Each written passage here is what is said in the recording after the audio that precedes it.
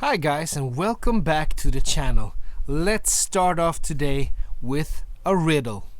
What does Seiko and white dial watches have in common? I always keep buying them, but they never stay in my collection. So let's see if this watch can change both of those facts. Let's flip the camera and head on over to the table and take a look at today's watch.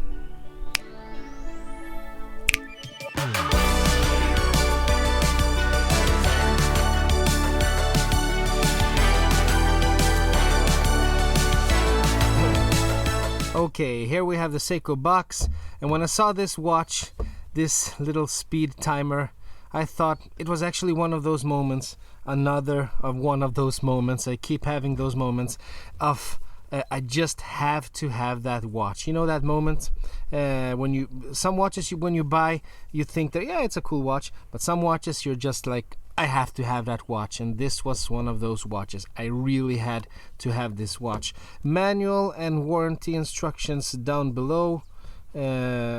Solar chronograph, you can see it there, and then you have the warranty card back there. Nice. And then you have the box in the box, and let's take a look at this beauty. It's the SSC 911.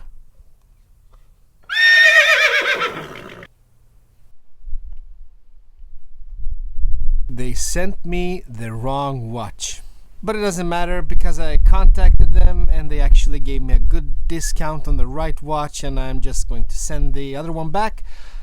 But before I do so, I thought we're gonna take a look at a comparison, maybe take a look at both of them a little while and talk about them, and then I'll send it back. Win-win for both of us, at least for me. It's a win for me somehow. Discount, video, comparison. Yeah, it's a win for me. Thank you for sending me the wrong watch. Yeah, so it's not the SSC 911. This is actually the SSC 813P1. This is the wrong Speedtimer. As I said over there, they sent me this watch instead of the SSC 911, and when I opened the package, I was quite disappointed, but when I talked to the customer service guys, or the guy there, I was actually pleased, because then I got to shoot this video, I got to actually experience this Speedtimer as well, and I got the right Speedtimer, which I'm actually wearing right there. But let's just spend a minute, take a look at the SSC 813P1 here before we take a look at the other one, and before we compare them both. Classic looking Speedtimer. It might not come across in the camera, but we actually have some faux patina yellowing on the hour hand and on the minute hand there, and we also see it on the small little loom plots that we have there at 3 o'clock, 12, 3, 6, 9. Nothing else is loomed. Hour hand, minute hand, a little dot on the second hand right there, and then the 12, 3, 6, and 9 have small loom plots over there. It's a beautiful watch in its own. We have the date window there at 425, 423 maybe. Yeah, and yeah, it's a cool watch. Polished on the sides. We have brushed on the top of it. The bracelet is brushed on the top, polished on the sides. We have the 3 crowns over here. It's not a screw down crown, it doesn't need to be. It's not a diver, but it's still 100 meters of water resistant, but it's not a branded crown.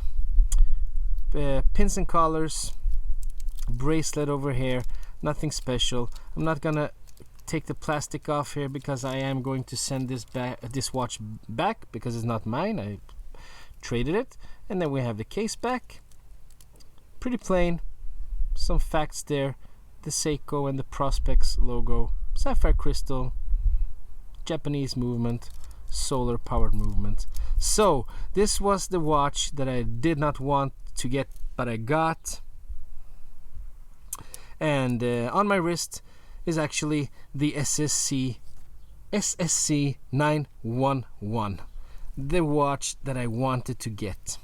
I had to wait another week before I got it, but it all worked out fine. I got a great discount, and I got to the opportunity to compare these two watches.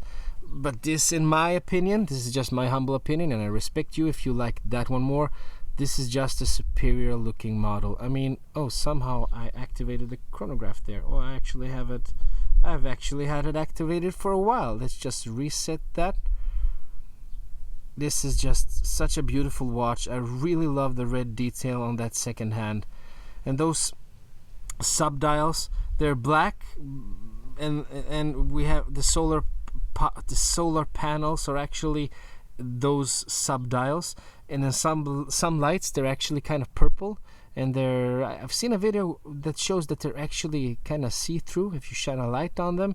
But you see, we have a lot of, every hour here is lume filled, and we have a thicker hour hand, a thicker minute hand, more lume.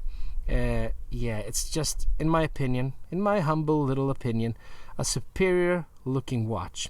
It isn't superior in any sort of way because it's basically the same watch. We have some dimensions, difference in dimensions, but the movement inside of it, the water resistance, the materials, the sapphire crystal, it's all the same. AR coating, all the same. But we're gonna take a look at the specifications in a minute. Nice clasp here, no pressed metal here. Seiko logo, brushed, a little small. I'm gonna go through the it's gonna be a mini review, but it's a little small, the clasp. I only have 2 points of micro adjustments. Pins and colors, which I've actually start to appreciate a little more than I did before. I still hate push pins. Pins and colors are a little bit better, and the case back looks exactly like the previous model. Pretty plain. Seiko, Prospex logo, sapphire crystal, and some information about the movement and about the water resistance. Easy to swap the bracelet out. Here we have this one, and here we have this one. SSC 911, SSC 813 P1. You might see it in camera. This is a smaller watch. So we're gonna do some specs here. Yeah, let's do some specs. Let's start with the older model.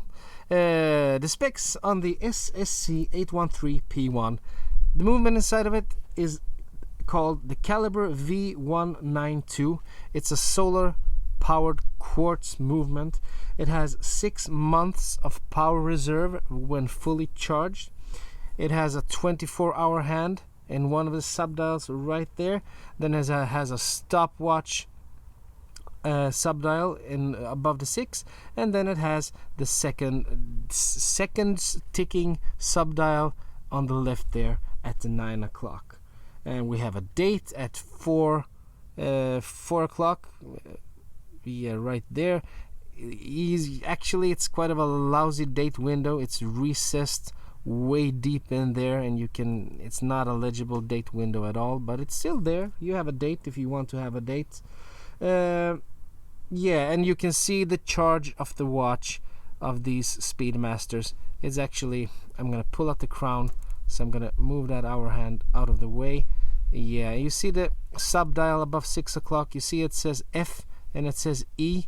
That's the indicator. If it's fully charged, then the little marker there is at F. It says it's fully charged, and then if it's empty, it's gonna go down to E. So that's the power reserve, how fully charged the watch is, the indicator there. And if you start the chronograph, that little sub dial will actually head up to the top and start counting. So that little display above the 6 o'clock, it's a two-way display. It shows you the power of the watch, and it also shows you how much time has elapsed when you activate the chronograph. Let's just reset that once again and continue with the specs. The Caliber V192 is stated on the Seiko website to have a monthly loss difference between plus 15 seconds to minus 15 seconds. That's actually pretty great. So if you buy this watch, you know that the accuracy will be within plus 15 seconds to minus 15 seconds a month. That's great.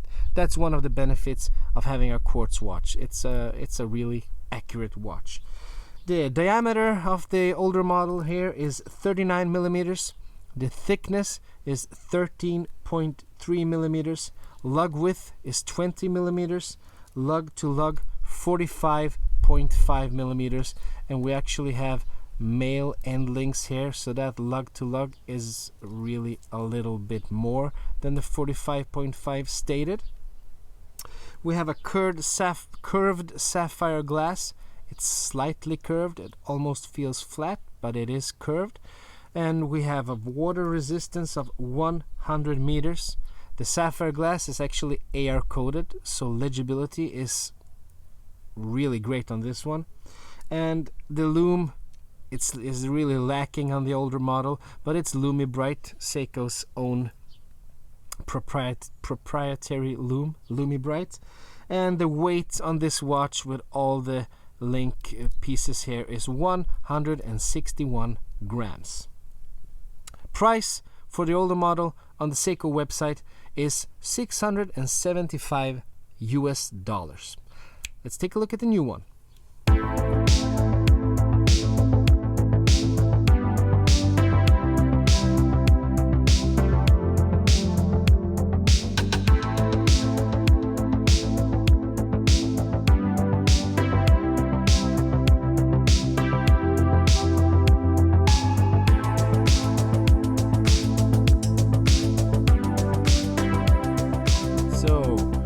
This little beauty, SSC 911, same caliber as the old one, V192, same properties on that caliber.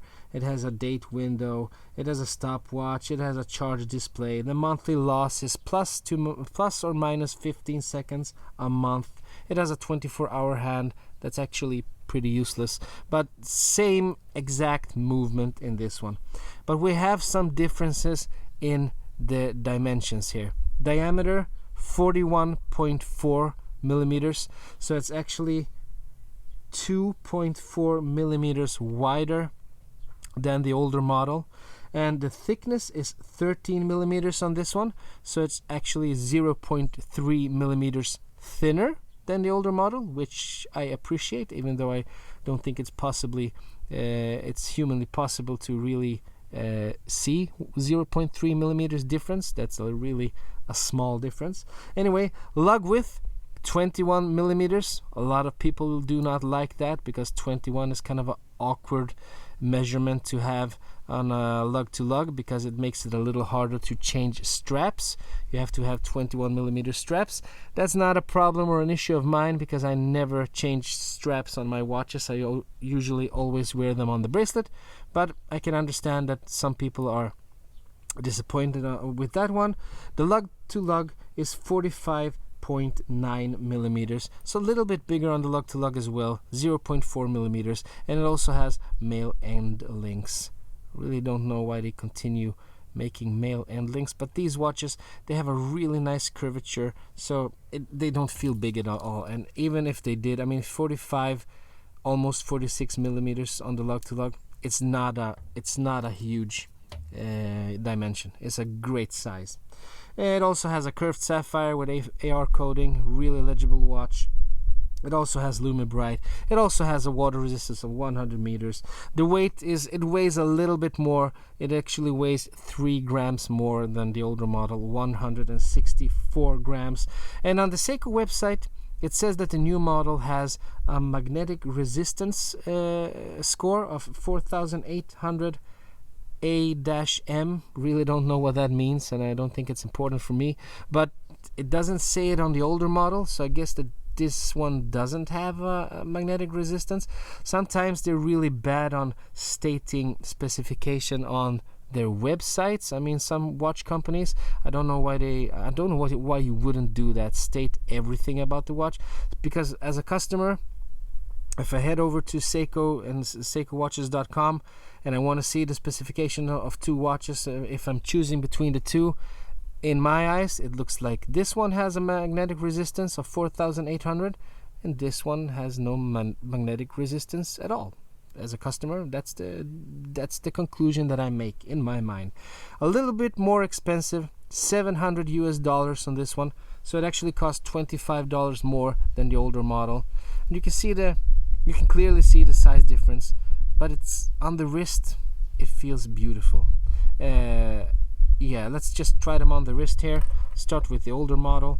I have to remove this little plastic thing. Yeah, let's try this one on the wrist. 20 centimeter wrist. Older model looks like that. I mean, it's a gorgeous watch in its own right. There it is. It is smaller, and it feels, or at least it looks, a little bit smaller. It doesn't feel smaller.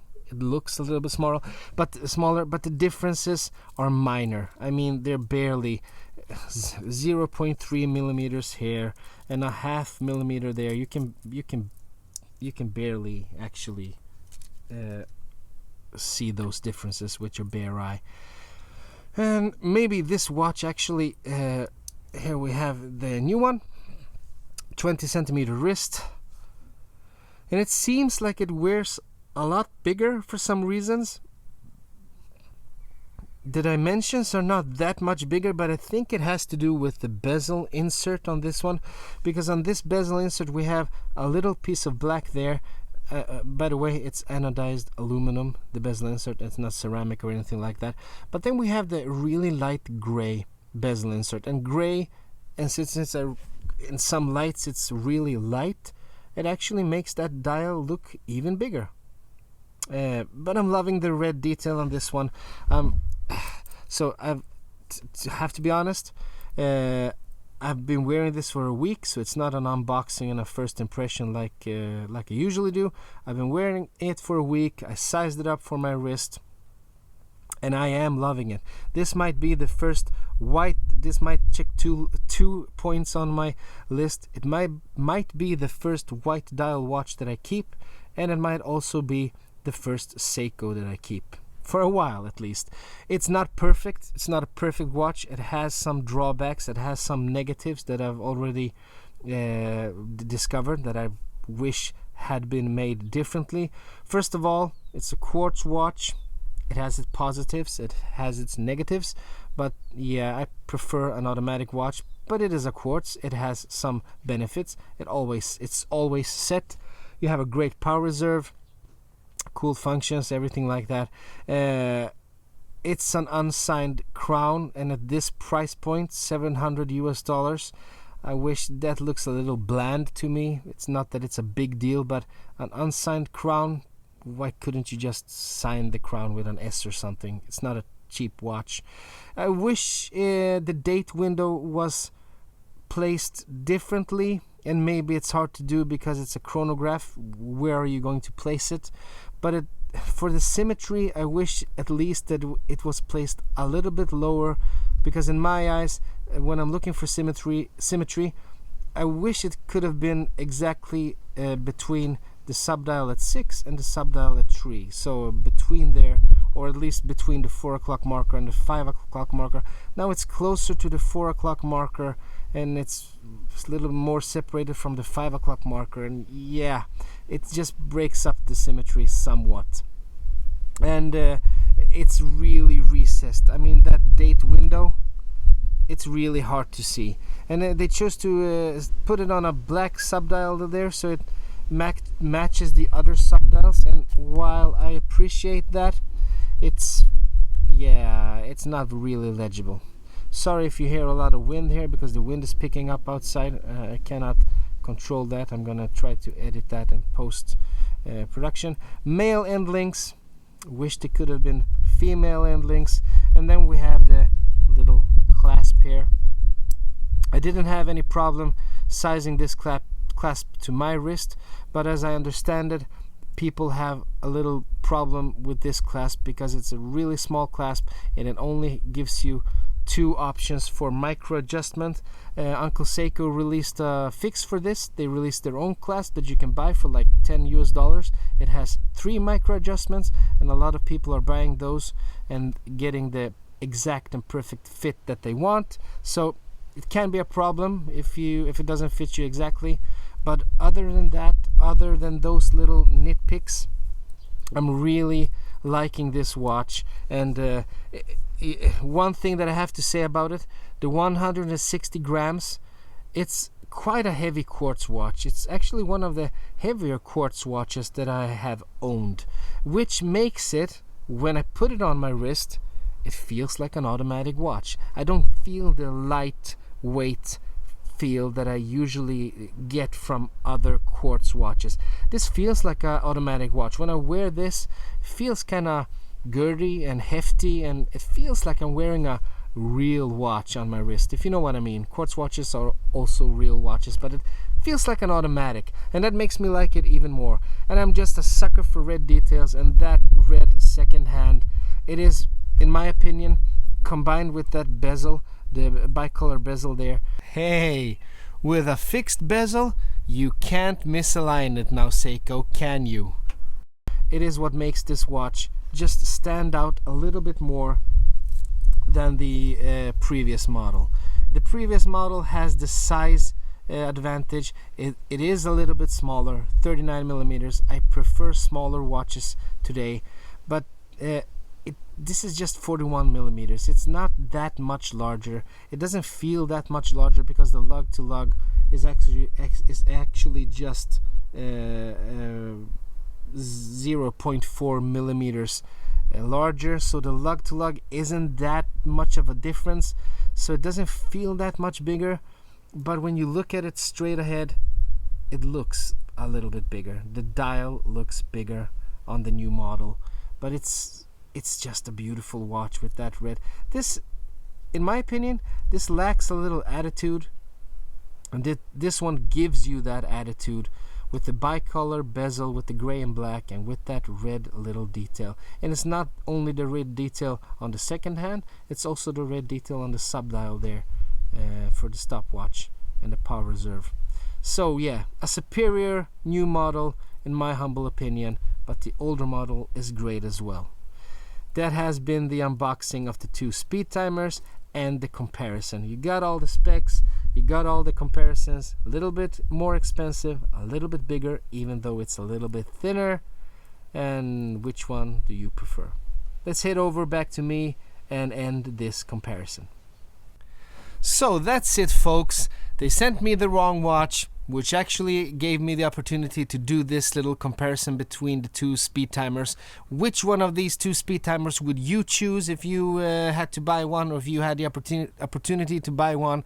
My choice is obvious. It's the one with the red details, even though it's bigger, and even though I prefer the size of the other one, but it's actually a little thicker, even though the size is a little bit better to my tastes with the smaller one. The looks is just so much better on the new version, and I really like it. And I'm really hoping that this watch is going to be the white dial watch that I'm going to keep in my collection as a keeper. But we all know when we say keeper in this hobby, it doesn't mean keeper. Usually doesn't mean keeper. For most of us, like 98% of us, a keeper doesn't mean a keeper. A keeper just means, yeah, you keep it for a while, but then you end up selling it anyway. Anyway, I finally have a Seiko again. Finally, I have Seikos in my collection all the time, but they just leave. I finally have a Seiko in my collection that I might suspect will be a keeper. I'm really liking this one, guys. What did you think of the video? Did you like it? Consider giving it a thumbs up, maybe. If you didn't like it, give me a thumbs down. Tell me what you didn't like, and I'll try to do better until the next one. And if you loved it, as usual, please consider subscribing. It means a lot to me. Until I see you again, my friends, have a great day. Bye-bye.